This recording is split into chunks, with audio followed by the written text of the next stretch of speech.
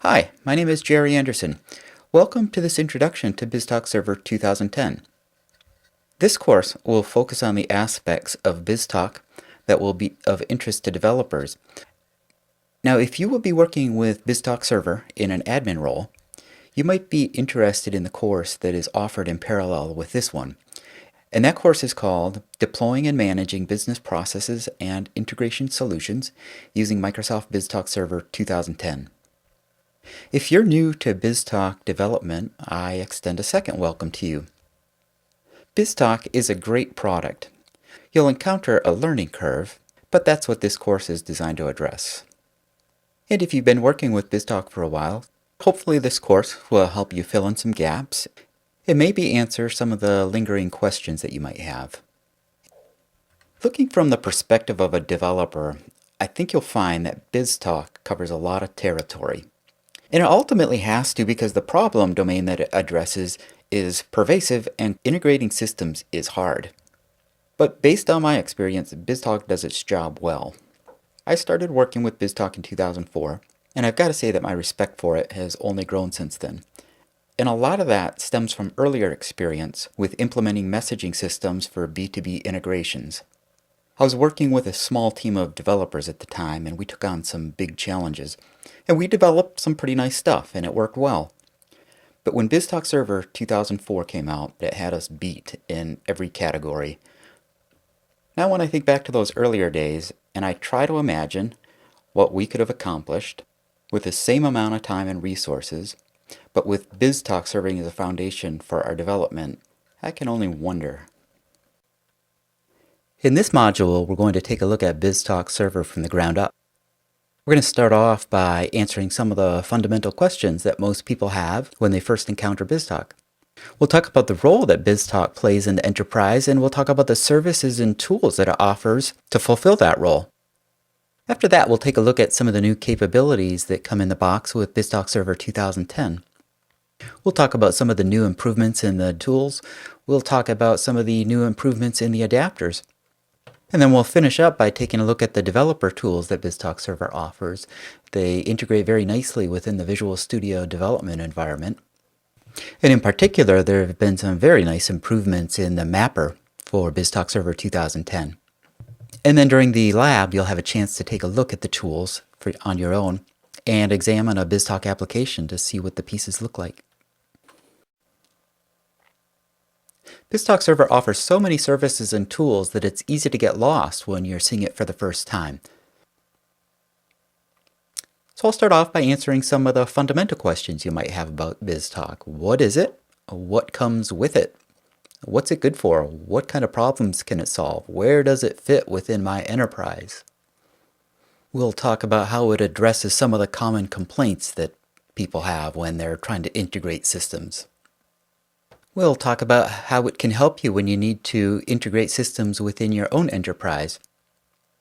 And we'll talk about how BizTalk can help you when you need to integrate with systems outside of your enterprise. And after that, I'll show you how the components of BizTalk work together to make that possible. And then I'll describe how BizTalk addresses the needs of different job roles. Business analysts obviously have different needs than developers, and developers obviously have different needs than administrators, and BizTalk offers particular services and features to address each of those needs. And then finally, with BizTalk Server 2010, there are 4 different editions available. There is an Enterprise, a Standard, a Branch, and a Developer edition, and I'll describe the differences between each of those. So if you're seeing BizTalk for the first time, you're probably wondering, what is this thing and how can it help me do my job? Well, I would like to answer that question by walking through a simple integration scenario and then talking about what it takes to implement that. So suppose your business is doing business with another company and you have an application that needs to send data over to that other company. And so you develop that integration. You write the code that it takes to establish an internet connection to the other company to send the data over. And that works out so well that you get asked to integrate a couple of more applications. Well, you can see where this is going. Right now, you're just integrating these applications between two different companies, and it can start to get overwhelming just at that point. Now, imagine as you start trying to integrate with company C, D, E, and F, this is going to start growing pretty complex. Well, this isn't sounding so great, so what's going to happen next? Well, this is where BizTalk Server can start helping you out. If you integrate with the first application using BizTalk Server, there's a pretty decent chance that you can reuse some of those integration components to integrate your other applications. All right, you say, sounds great. Well, what does BizTalk Server have to offer? Well, one of the big things that BizTalk Server offers is a messaging and an orchestration environment. It provides a set of components that you can use to establish communication connections with other companies, and it can track all of that communication so you can see if everything is flowing through as expected or if any of the messages that are passing back and forth are failing. And its orchestration capabilities allow it to coordinate long-term conversations between those systems. Possible that your three applications might need to coordinate with each other while they're completing a business process with a system at company B. BizTalk orchestration can help coordinate the conversations between all of those different systems. Now, integration code can be notoriously difficult to write, so BizTalk Server helps you out there. It provides a suite of tools that help expedite the common tasks that you'll encounter when you're writing integration code. As these applications are working out this business process, there will of course be some business rules that need to be enforced. So to fulfill that need, BizTalk offers a business rule framework that helps you create and manage sets of rules that govern business processes. You will obviously need to know if traffic is passing back and forth successfully, so that's built into the BizTalk Server environment. And it's quite likely that one or more of your applications will prefer to communicate via web services, so BizTalk has very rich support for web service integration. So obviously you're going to need to provide some sort of business reporting capability for the transactions that are passing back and forth between your companies. And so BizTalk offers something called business activity monitoring. And business activity monitoring will allow a business analyst to go in at any point and see exactly what's going on inside BizTalk Server from a business perspective. And finally, as you start integrating with other companies, BizTalk can help you there as well. It offers support for trading partner integration. BizTalk will help you manage the information that you need to connect to the systems at these other companies. So you might say, okay, great, that sounds like a nice set of technical features. But is BizTalk Server really the way to go in the long run? Is it really going to help me and my organization get our job done? All right, well, let's take a step back then and take a look at some of the problems that crop up when you start talking about integrating applications. So one of the big problems that comes up right away when you start integrating different systems is that each system presents its own set of challenges. So if you've been able to get two systems to work together and you add a third to the mix, that third system might speak a completely different network protocol. It might expect its data to be in a completely different format, perhaps a format that the other two don't produce. And if those systems are going to communicate directly with one another, then you have to solve those problems multiple times. As you keep adding new systems, you're eventually going to reach the point where you just don't have the resources that you need to keep solving those problems. Without a common platform for all of these integrations, the complexity can grow overwhelming very quickly. Speaking of complexity, if those integration components are scattered across many different platforms and systems, the deployment and maintenance of those components can really become unbearable. Now, those are all very real concerns, but let's put those aside for a second and just say, okay, we've got all that. We've somehow handled all of that. We have our integrations up and running. We're going to try to stay with what we have. Well, another challenge that always comes along with system integration is reporting. And if one system knows something about a business process and another system knows another piece of the business process, it can really be difficult to pull all of that data together to make a coherent report. What you often end up with is multiple reports, each reporting part of the data, and then when you try to reconcile those, they don't always agree. So then you get to answer the question, well, which system has the right answer? And then as time passes, systems change, requirements change, business processes change, and you'll need to make modifications. And sometimes that's not any easier than the initial development. In particular, when you start thinking about the fact that you might have to make that change multiple times, since a particular system might be supporting multiple integrations. It's also all too common that one person ends up being responsible for one particular integration, and hopefully that person's available when the time comes to make modifications. So then if you end up in a situation where different people are responsible for different integrations, well, then it's going to be very hard to define a set of procedures. And that's going to obviously make it very difficult for an operations team to be able to support that environment. Now, another thing that you may encounter is that it can be very difficult to track the activity of an integration. If data isn't getting through, was it the sender that was having trouble communicating, or was it the receiving system that wasn't able to receive? Where did things go wrong? How long did this problem last? When did it start? When did it end? What happened to all of the data that was supposed to be transmitted?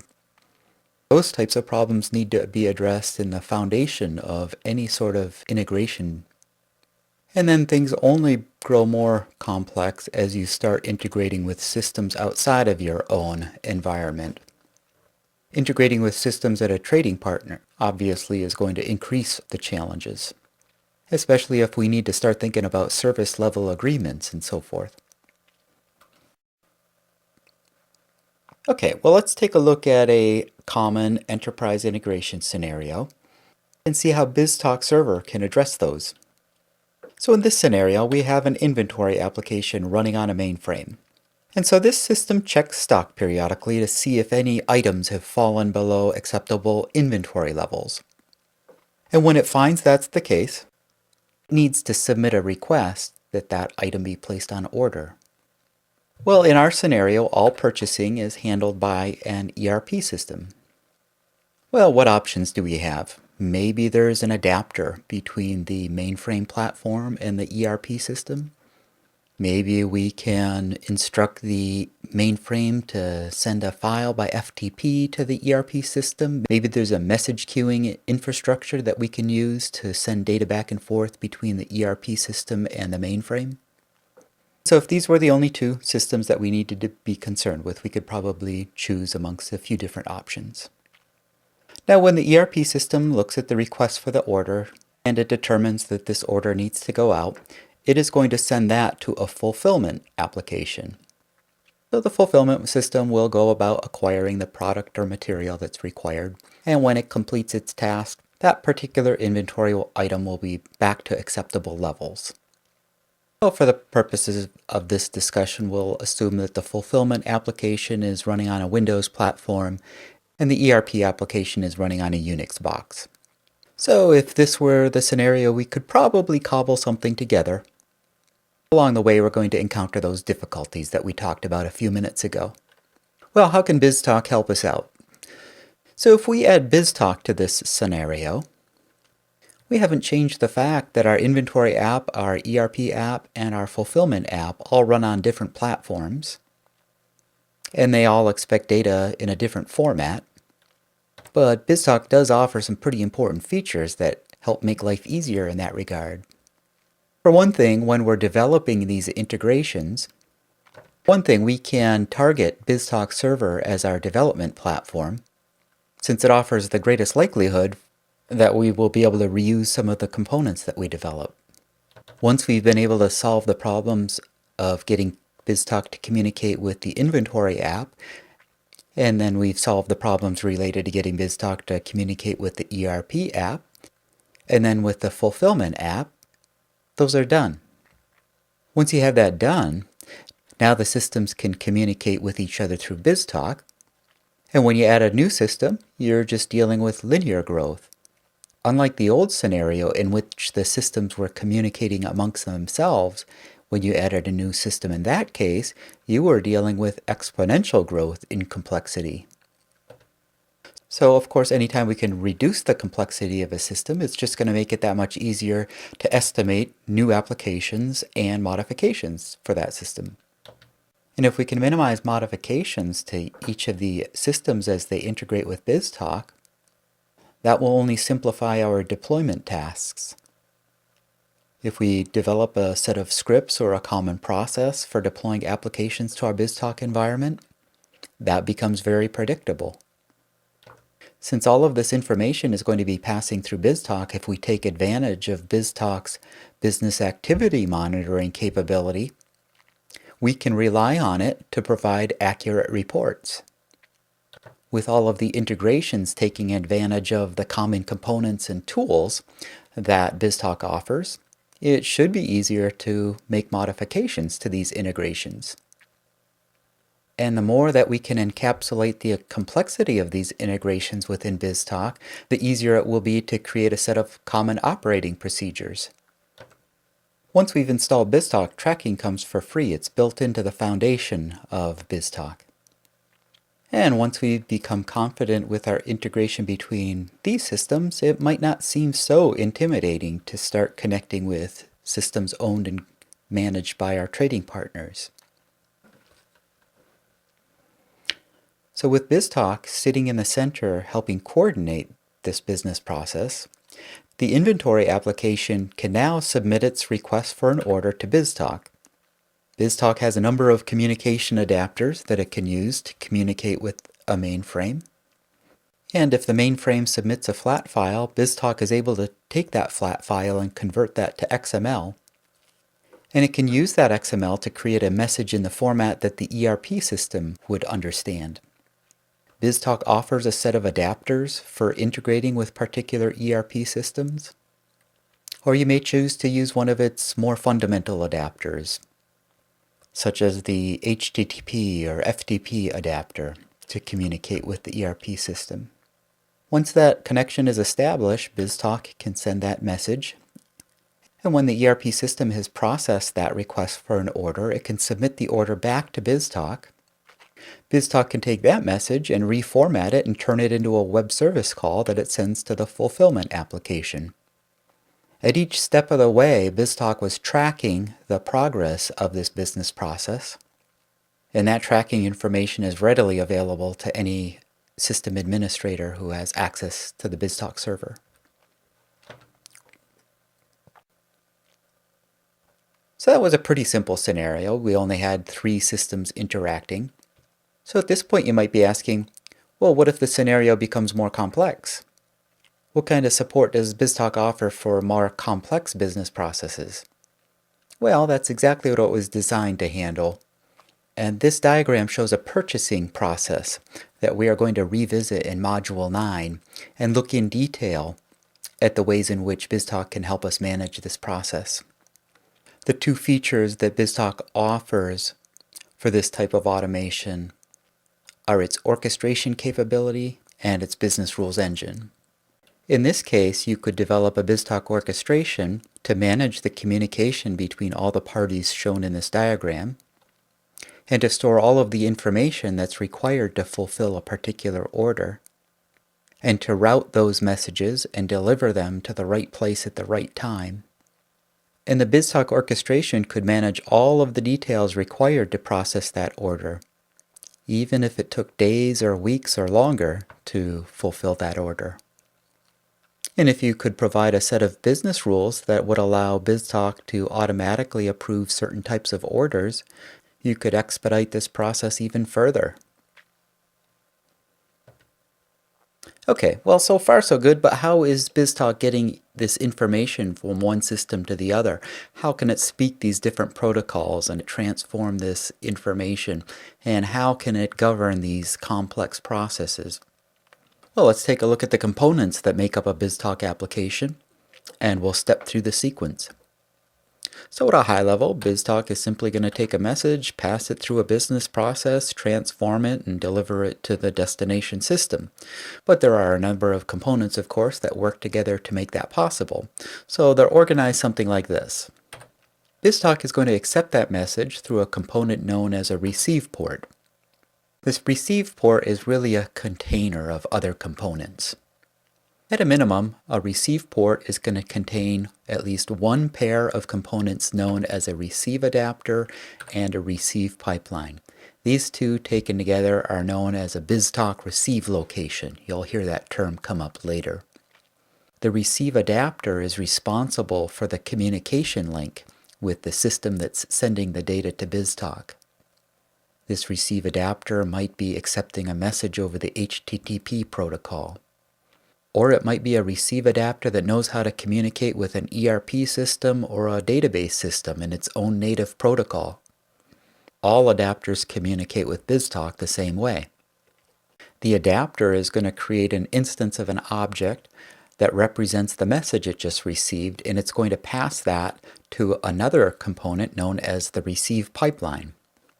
The receive pipeline accepts the stream of bytes coming from the receive adapter, and it can perform pre-processing on the message before it goes any further into the BizTalk environment. It might, for example, perform decryption, or it might validate a digital signature. It might even examine the contents of the message and pull out significant bits of data.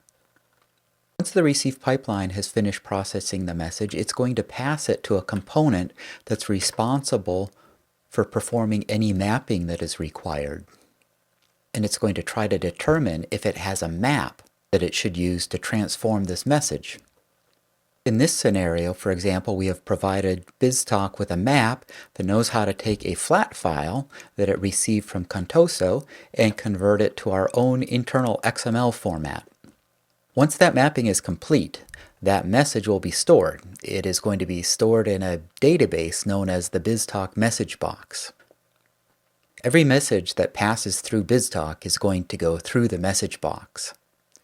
And that's why BizTalk can provide detailed tracking information about any message that passes through its environment. All of that information is going to pass through the message box at some point. Once BizTalk receives this message, it is going to look to see if there are any business processes that need it. When BizTalk finds a business process that subscribes to this type of message, BizTalk will deliver a copy to it. So in BizTalk terms, this would be an orchestration. The orchestration will take that message. It will probably examine some fields on the message. It might even execute some business rules. And then if it determines it needs to forward this information to another system, it will publish a new message back to the message box. And at this point, the BizTalk service is once again going to check to see if there are any subscribers interested in this message. And if it finds one, it will forward a copy. So in this scenario, we have a send port that is going to forward this message to another trading partner of ours called Northwind Traders. The BizTalk service will send this to the send port, which will check to see if it is configured with any maps for this type of message. In this scenario, we have a map that converts from our own internal format to a flat file format for our trading partner. Once the mapping is complete, the message will be sent out through a pair of components, the send pipeline and send adapter. And as you might expect, the send pipeline could perform encryption, it could create a digital signature, it might perform compression. And then the output of the send pipeline is passed to the send adapter, and the send adapter then establishes a communication link with the destination system. It transmits the message, and then it closes the connection.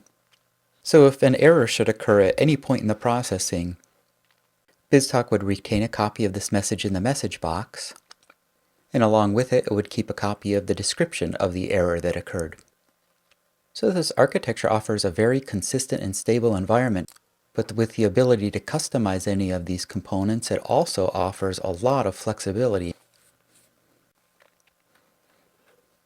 Now, if BizTalk is designed to play such a critical role in an organization, obviously it needs to provide the features and tools to people that allow them to get their work done. So the tools are designed to address three different audiences, one being the information workers or business analysts. These are the people who understand how the business processes work, what the different contingencies are. They understand any business rules that might be involved. And they're also the people that are very interested in monitoring all of the business activity that is passing back and forth between these systems. So while a business analyst wouldn't make use of the orchestration designer to lay out a business process, the orchestration designer does make it easier for an analyst to understand what's going on when BizTalk is coordinating a business process. In the same vein, BizTalk offers a tool known as the Business Rule Composer, and that might be a bit too technical for many business analysts, but it does make it easier to read the business rules that a developer has created. The tools that are included with BizTalk that will probably be of most interest to a knowledge worker or business analyst are the business activity monitoring tools. BizTalk provides an Excel add-in that a business analyst can use to specify the data that they would like to see collected as a business process is executing. A developer, of course, the tools that are required to actually create a business application. So BizTalk provides them with the tools that they need to automate these business processes. It provides the tool known as the orchestration designer. So the developer could take the specifications from a business analyst and then create the BizTalk components that are required to implement that process. Now, in order to make it easier for the developer to communicate with the business analyst, the BizTalk developer tools make use of graphical designers. Now, typically a developer, of course, is going to need to write some lines of code to implement any sort of BizTalk application. But the graphical designers make it easier to explain what's going on at a higher level. Then obviously once an application is developed and deployed, and at that point system administrators will need tools to handle the deployment. So BizTalk Server provides a tool known as the BizTalk Administration Console, and that tool provides administrators with the means to configure and manage environments and deploy applications. And then BizTalk also offers some command line equivalents, so it's possible to script common tasks. So BizTalk Server 2010 comes in 4 different editions. Well, which one's the right one? Well, obviously that depends on your requirements. I'm going to go through this list from the bottom up. So the first one to talk about is the Developer Edition. So the keyword here is free. This is available as a download from the Microsoft website, and you can use it for development and testing purposes, and it contains all of the features of the Enterprise Edition. And I'll say more about the Enterprise Edition in just a minute. The next edition is the Branch Edition. So this is what you would need if you had a remote location or a branch office that needed to communicate information back to your main BizTalk group.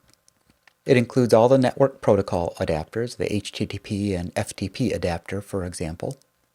And it will make use of up to 2 processors. But you'll need to group all of your components into a single BizTalk application.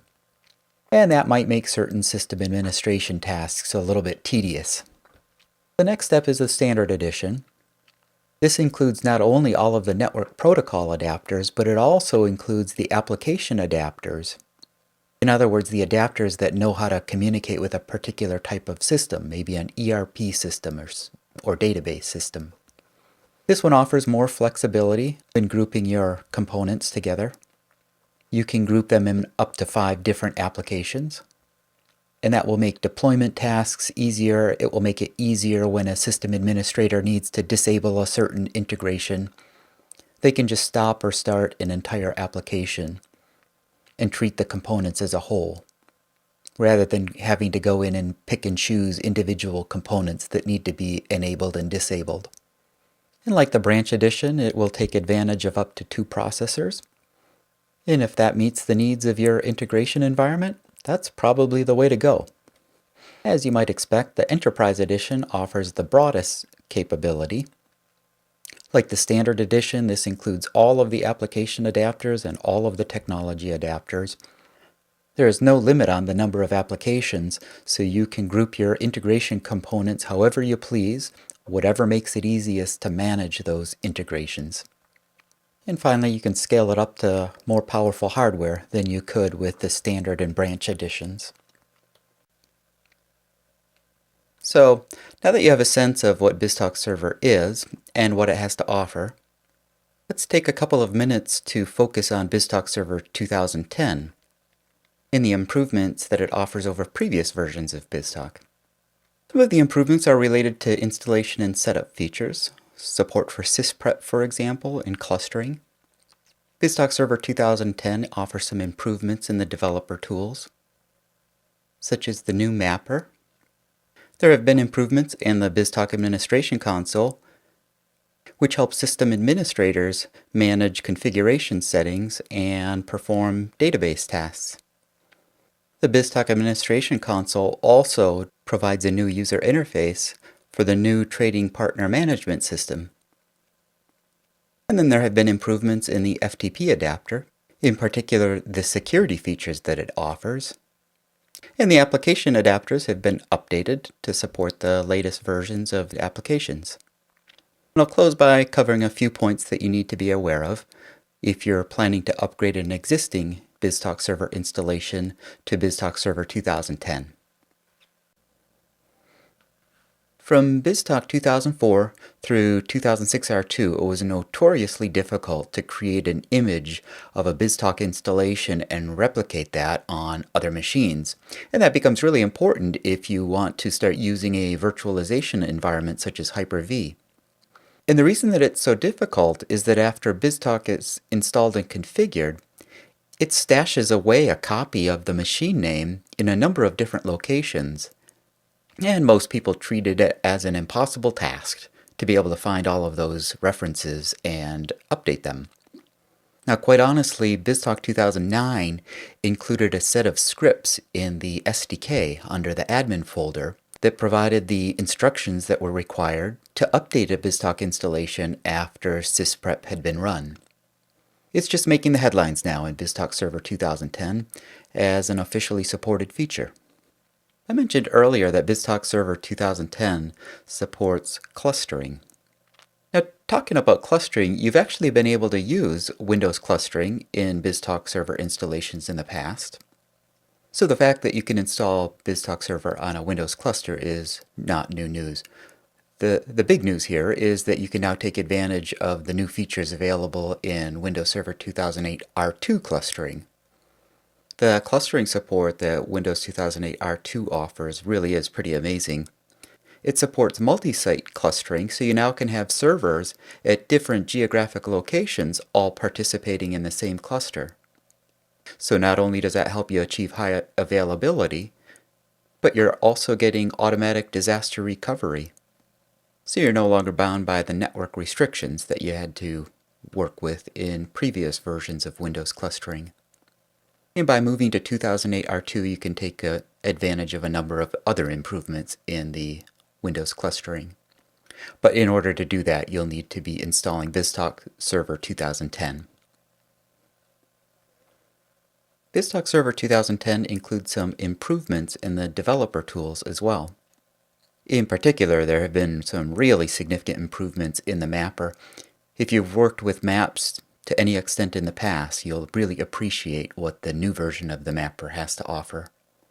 The previous implementation of the mapper supported cut, copy, paste, and so forth, as well as search, to some extent. But those functions have been improved significantly in the newest version. And the new mapper makes it a lot easier to navigate your maps and focus on what you need to see. You see the BizTalk WCF Service Publishing Wizard listed here. It actually is the same publishing wizard that has been available in previous versions of BizTalk. So the news in BizTalk Server 2010 really is that it has taken center stage. And the old Web Services Publishing Wizard is no longer available. Well, it actually is. There's a way to get to it through the WCF Service Publishing Wizard in BizTalk 2010. But you wouldn't want to use that in new development typically. It's just there for backward compatibility.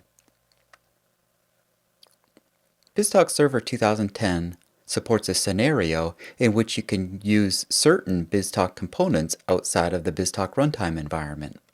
If you are using Windows App Fabric hosting services to host a WCF and workflow application, you can make use of the BizTalk mapper and the BizTalk line of business adapters within your application. If you've never heard of Windows App Fabric is a set of extensions that you can add to your server if you've configured your server to run under the application server role.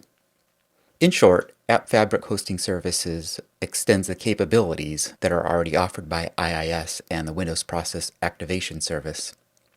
So IIS continues to provide the process that hosts your application, and then App Fabric hosting services provides some additional management features that make it easier to work with your app.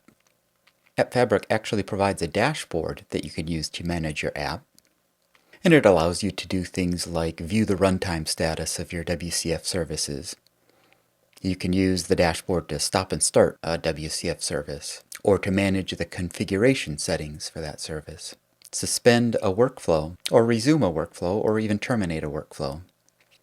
And you can even use the dashboard to view historical data. So that probably sounds like there's some overlap between BizTalk and App Fabric. And there is to some degree.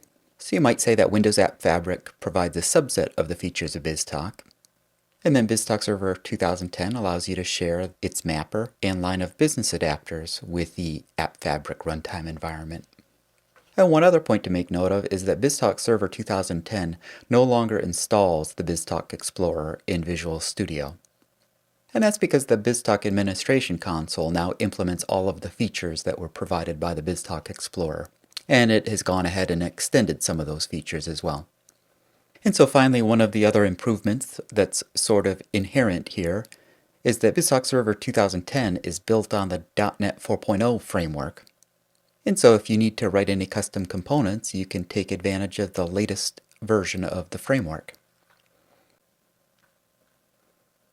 Now, when we start talking about the deployment and management improvements in BizTalk Server 2010, one of the first things worth mentioning is the new BizTalk Server settings dashboard. In the past, if you needed to modify a configuration setting to improve the performance of your BizTalk environment, you would need to look in any of a number of different locations. You might have to look in the registry, or depending on the setting, it might be in the BizTalk service configuration file, or it might be in the management database, in which case you should be able to find it in the BizTalk Administration Console. Needless to say, it could be kind of time-consuming trying to locate that information so that you can make the change. Well, in BizTalk Server 2010, all of that configuration information is now presented to you through the BizTalk Server settings dashboard. So you can go into the BizTalk Server Administration Console and you'll find a page that presents these settings to you in one convenient spot. And once you have the configuration nailed down, you can export those settings to a file, take that file to another server, and import them there. So that makes it a lot easier to maintain consistency across your servers. Some of the other improvements that you can take advantage of in BizTalk Server 2010 actually originate in the latest version of SQL Server. So SQL Server 2008 supports compressed backups. So as you're backing up your BizTalk databases, you can take advantage of that compression. And it also supports encryption, so you can take advantage of that as well. BizTalk Server 2010 does include a new SQL agent job that will scan and monitor all of the BizTalk databases, looking for evidence of common issues, and it will report those to you if it discovers anything. BizTalk Server 2010 also includes a new System Center Operations Management pack. And so this makes it a lot easier to view the status of your BizTalk environment. It will display a color-coded status icon for every component with your application, which makes it easy to see if everything is running normally or if there are any problems cropping up. If there is a problem, it will report the error information to you. It also offers some performance improvements over previous management packs in the way that it searches a BizTalk environment, discovering artifacts and how they're related to one another. Another new significant improvement in BizTalk Server 2010 is that the trading partner management system has been re-implemented from the ground up. The new implementation of the trading partner management system is much more scalable. It's designed to maintain information for a much larger number of trading partners, and it provides a model that's easier to work with when you're thinking about trading partner relationships. So BizTalk Server 2010 no longer makes use of the previous object model. So if you are going to migrate data from a previous version to the current version, you can take advantage of a migration tool that BizTalk Server 2010 offers. One other item worth mentioning is people who are going to be managing this trading partner information quite likely will be business analysts.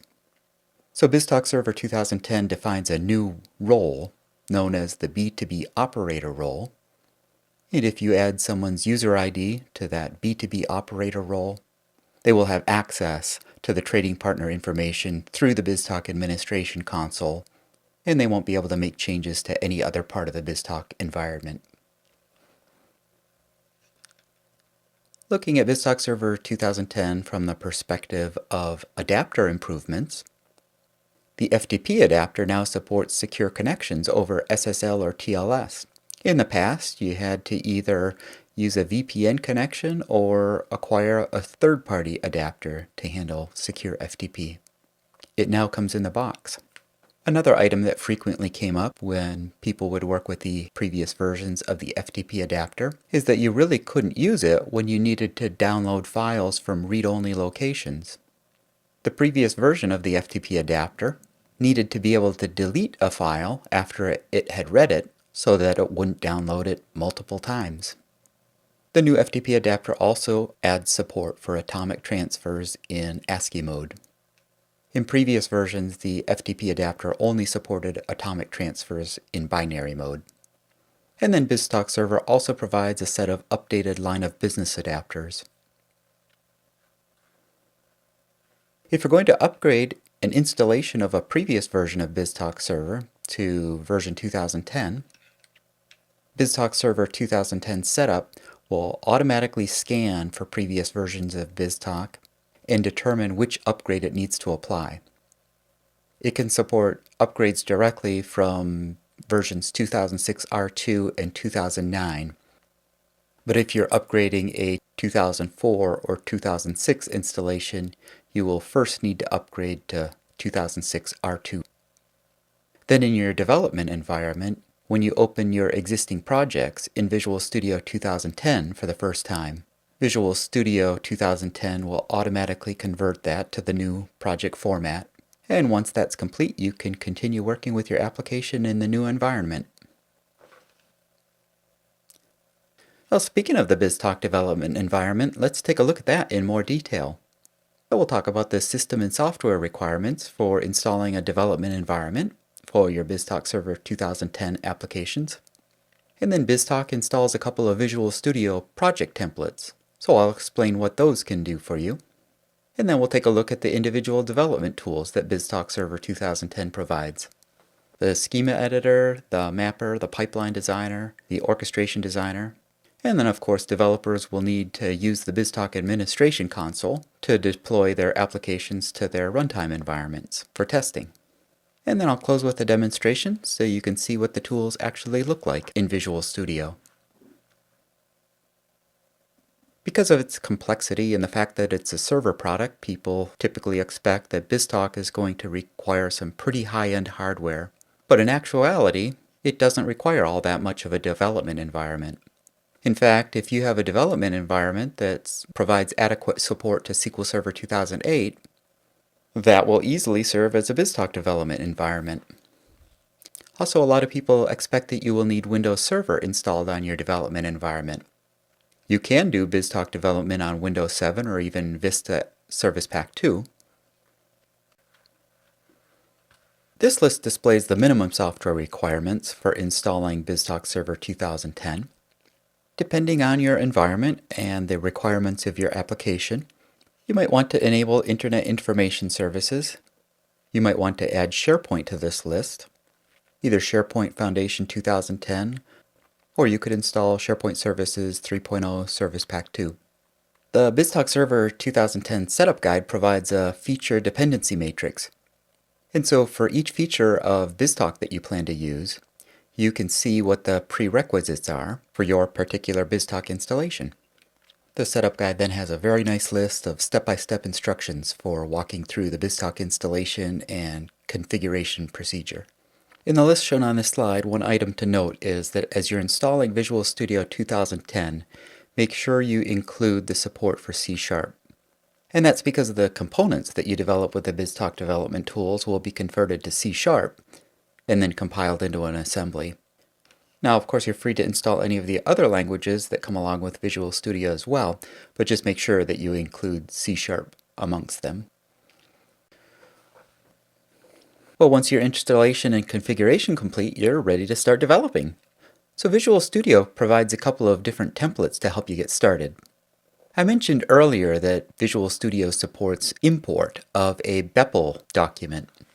And in the off chance you have a BEPL document, you can use the BizTalk Server BEPL import template that Visual Studio provides. Point to your BEPL document and Visual Studio will read that in and create a project for you that can help you get started implementing that BEPL specification. More likely though, you will either start with an existing project or you will start with an empty BizTalk Server project. So when you choose the empty BizTalk Server project template and Visual Studio creates the new project for you, it's going to contain the references to the BizTalk runtime components that you'll need. And when you need to add new items to your project, you'll notice that you can only select from a list of BizTalk component types. And you'll also find that there are some configuration settings that are specific to BizTalk.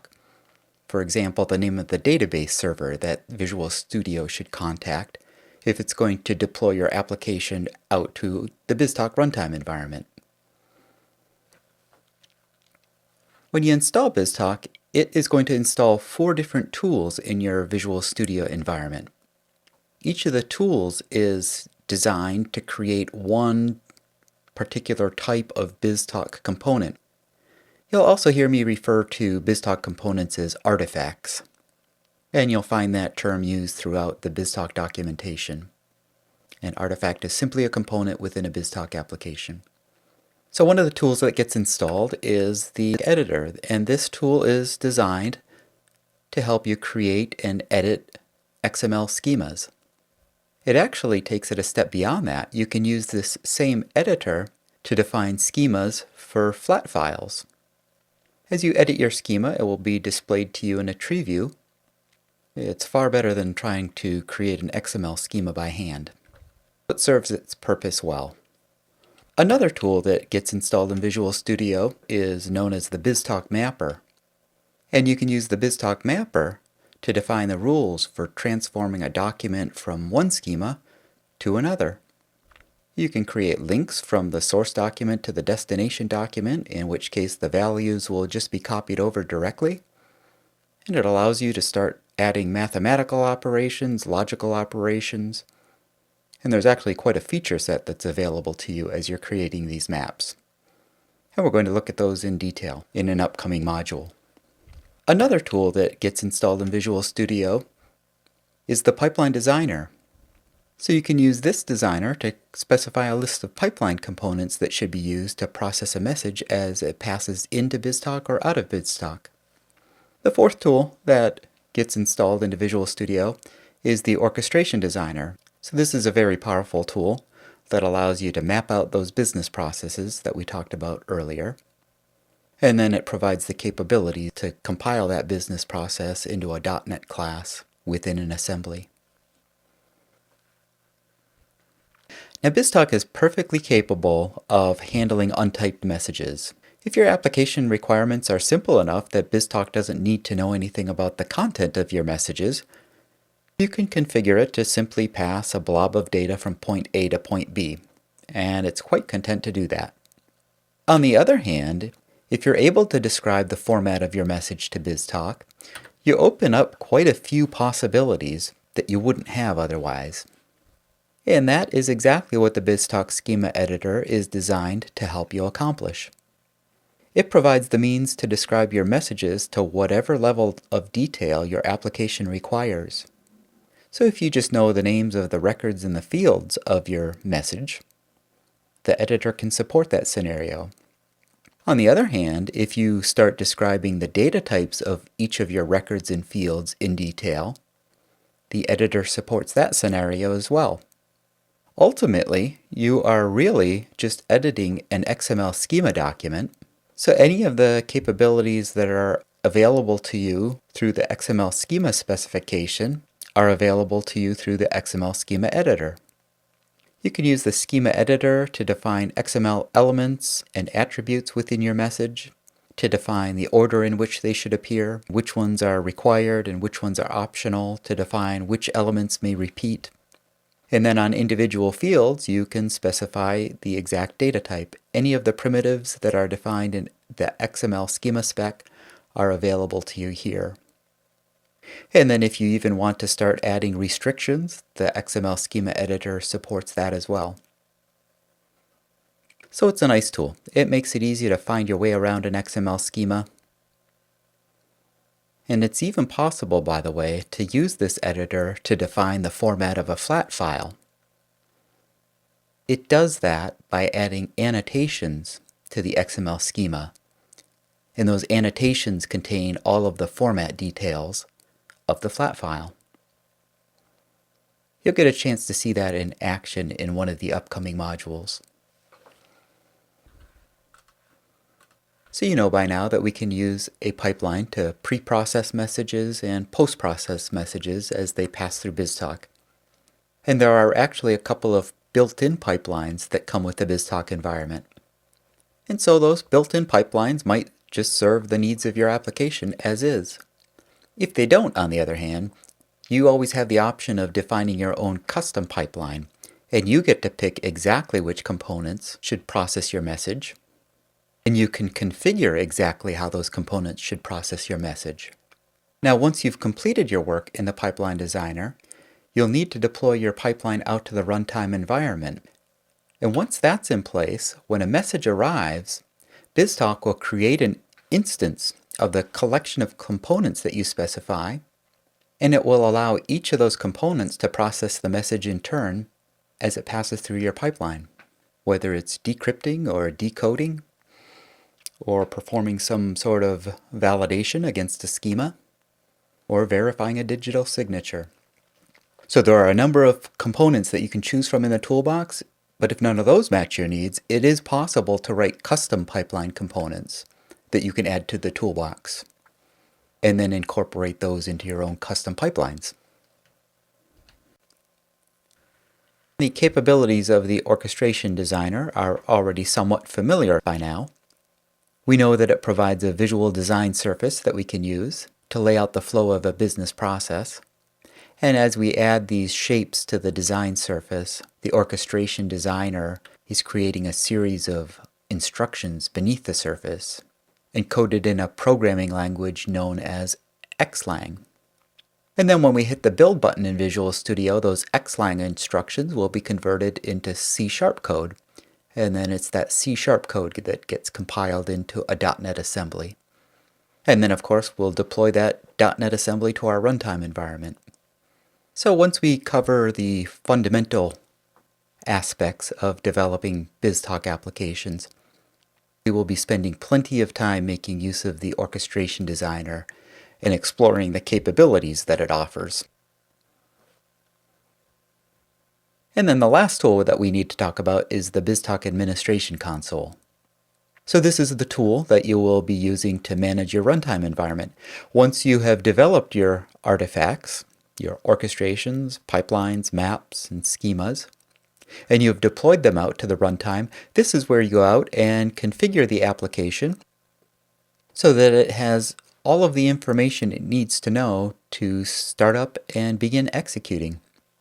So this tool allows you to create new application, it allows you to delete applications, it allows you to start and stop applications, it allows you to query and monitor message traffic. So as a developer, you'll probably have full access to this on your own workstation, but your access in a shared environment or obviously a production environment will be limited, if available at all. And you'll be using this tool frequently as you deploy and test your applications in your development environment. In this demo, I will open up a BizTalk project in Visual Studio 2010, and then I will open up each artifact within that project so that you can see the various developer tools. I'll open a schema, and then I'll open a map, and a pipeline, and an orchestration.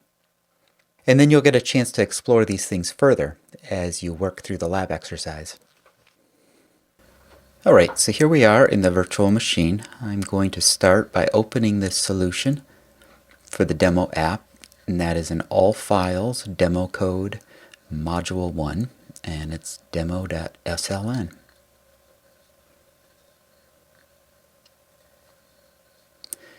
And this solution contains one project, the messaging project, and it contains a set of artifacts that define a simple application to process orders that are paid by cash.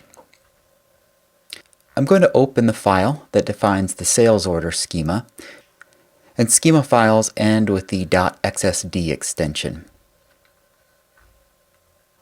Once that's open, I can right-click on the schema node and then choose to expand all of the nodes in the tree.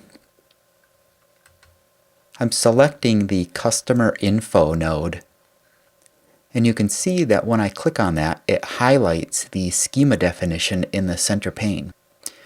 Now when I click on the Residence node, it highlights that as well. And you can notice in the Properties window, I can see all of the properties that apply to the Residence node. Okay, I'm going to close the schema file, and now I'll go and open a map file. So here you can see the links that map the quantity over and then also map the SKU over to the restock product ID.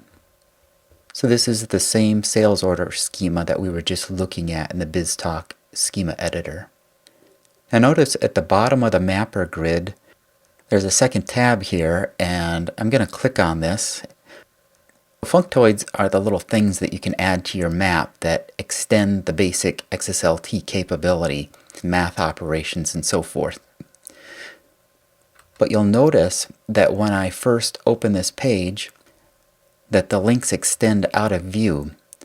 So what we can do in the new mapper is simply go click on a node, and the mapper will automatically pan to bring in all of the relevant links and functoids that pertain to mapping this store number field. Now over to the left you can see a toolbox, and this toolbox contains the collection of functoids that you can add to your map. So there's a pretty good selection, and so you add those to your map simply by dragging and dropping them onto the surface.